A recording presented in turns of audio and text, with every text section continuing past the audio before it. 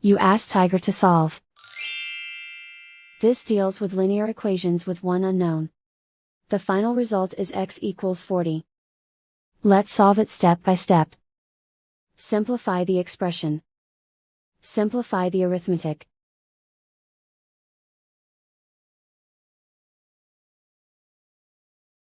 Group all constants on the right side of the equation. Subtract 175 from both sides. Group like terms. Simplify the arithmetic.